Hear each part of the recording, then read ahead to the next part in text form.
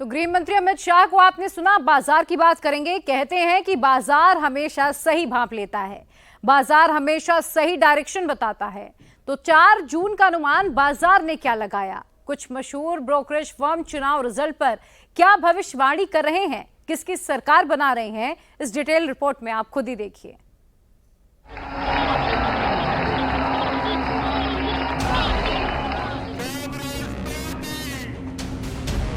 अखिलेश यादव जिंदाबाद।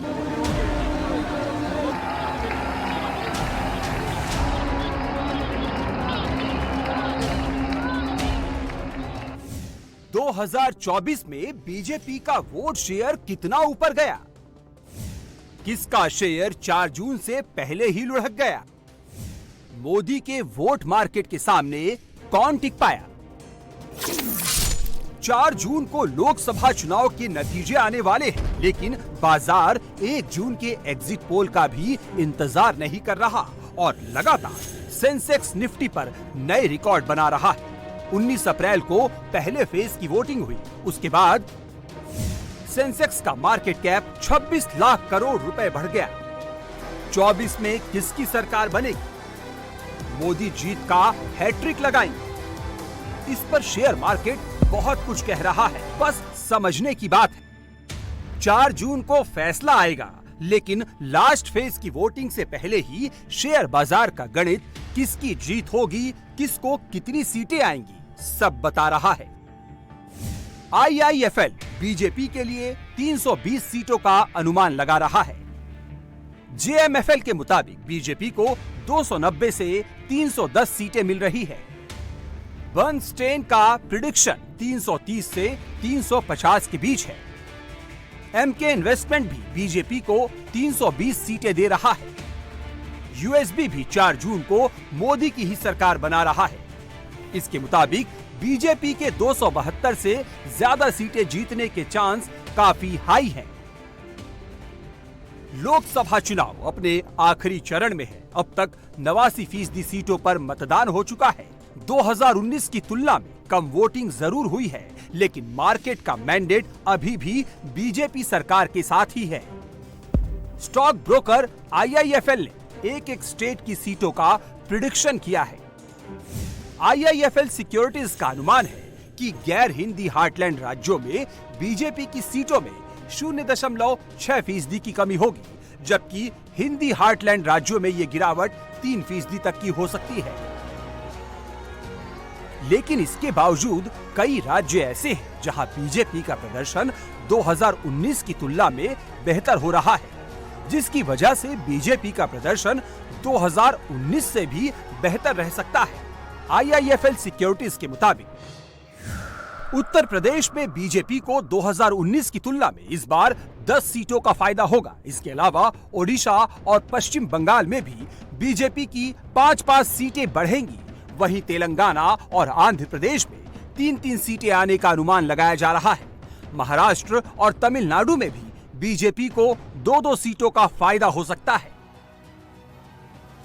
यानी BJP in 7 राज्यों में मिलाकर 2019 की तुलना में 30 सीटें ज्यादा जीत रही है।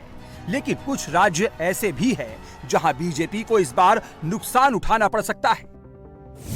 कर्नाटक, राजस्थान और हरियाणा में बीजेपी को इस बार बड़ा सेटबैक लग सकता है। आईआईएफएल सिक्योरिटीज ने तीनों राज्यों में 4-4 सीटों की कमी का अनुमान लगाया है। बीजेपी को मणिपुर की भी 1 सीट गंवानी पड़ सकती है।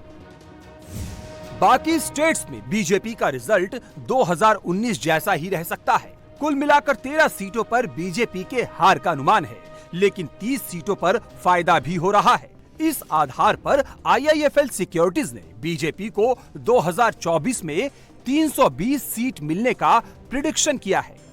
आउटकम को प्रेडिक्ट करना, इलेक्शन आउटकम को प्रेडिक्ट करना और एक कंपनी की अर्निंग को प्रेडिक्ट करना, उसमें बहुत ही बड़ा अंतर होता है।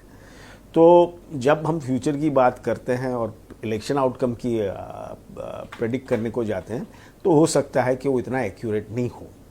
तो ये मान के चलते हैं, लेकिन मेरे ख्याल से मोरलेस सभी ने ये बताया है कि करंट जो डिस्पेंसेशन है वो फिर से आएगा। सीट 10-20 इधर उधर हो सकती है।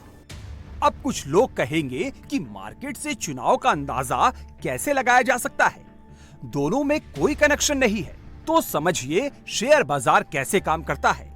अगर देश में स्थिर सरकार रहती है तो बाजार में तेजी आती है, वहीं सरकार बदल जाती है तो इसका असर बाजार पर पड़ता है।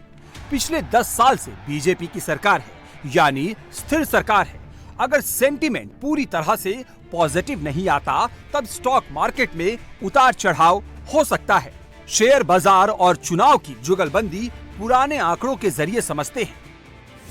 2014 में लोकसभा चुनाव के नतीजे 16 मई को आए थे। नतीजों के बाद सेंसेक्स और निफ्टी में भारी तेजी देखने को मिली, लेकिन चुनाव के दौरान बाजार में उतार चढ़ाव भरा कारोबार था। वहीं 2019 में लोकसभा चुनाव की वोटिंग 11 अप्रैल से शुरू हुई थी और इलेक्शन का रिजल्ट 23 मई 2019 में हुआ था। इस साल भी चुनाव शुरू होने से पहले बाजार में तेजी रही, लेकिन चुनाव के दौरान गिरावट देखने को मिली। चुनाव के नतीजों के बाद बाजार में तेजी लौट गई थी। बिल्कुल यही इस वक्त हो रहा है।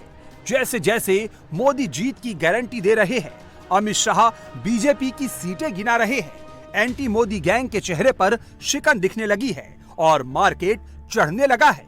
शेयर बाजार का पॉलिटिकल कैलकुलेशन भी सामने आने लगा है। लोकसभा चुनाव शुरू होने के बाद से शेयर बाजार का मार्केट कैप $5 ट्रिलियन तक पहुंचने का मतलब कि बाजार मान रहा है कि दिल्ली में मोदी 3.0 का बनना तय है। कैपिटल मार्केट हमेशा से एक तो फेवर में रहेगा स्ट्रॉन्ग गवर्नमेंट की और continuation of the policies and policies for the long term. ये 2-3 चीज़ों पे कैपिटल मार्केट की नज़र होती है और तो उस वजह से कैपिटल मार्केट को हमेशा एक मजबूत सरकार सेंटर में रहे उसकी उम्मीद होती है। और आपने बताया अभी फ़िलहाल कैसे माहौल है, तो कैपिटल मार्केट में ये माहौल चल रहा है कि आपने देखा होगा जब से इलेक्शन अनाउंस हुआ है रिजल्ट सीज़न भी बरोबर बाजू बाजू में चल रही है, तो दोनों अच्छा रहा है। तो यहाँ ये माना जाता है, अगर आप बोलो कि 76,000 सेंसेक्स की ऊंचाई नई ऊंचाई 2 दिन पहले ही पार कर चुकी थी, तो ये एक इंडिकेशन देता है कि जो शेयर बाज़ार है वो ये मानता है कि करंट डिस्पेंसेशन है वो फिर से आएगा और पॉलिसीज जो है वो कंटिन्यू होगी। मार्केट के पिछले ट्रेंड बताते हैं कि तेज उतार चढ़ाव नए नहीं है। पिछले 4 चुनावों में नतीजों से पहले का हफ्ता काफी उतार चढ़ाव वाला रहा है। 2004 में जब कांग्रेस की अगुवाई वाली यूपीए सरकार ने एनडीए से सत्ता छीनी थी तो पहले 2 दिन में बाजार 17% तक नीचे आ गया था, जबकि पहले के हफ्ते में निफ्टी 21.5% गिरा था। साल 2009 के चुनाव में जब मनमोहन सिंह ने सत्ता बरकरार रखी तो मार्केट में 5 दिन पहले निफ्टी में लगभग 22% की उछाल आई। 2014 में जब नरेंद्र मोदी ने पहली बार लोकसभा चुनाव में भारी बहुमत के साथ जीत हासिल की थी तब निफ्टी में नतीजों से पहले के हफ्ते 5% की तेजी आई थी, जबकि 2019 के चुनावों में भी निफ्टी में 3.5% की बढ़ोतरी देखी गई।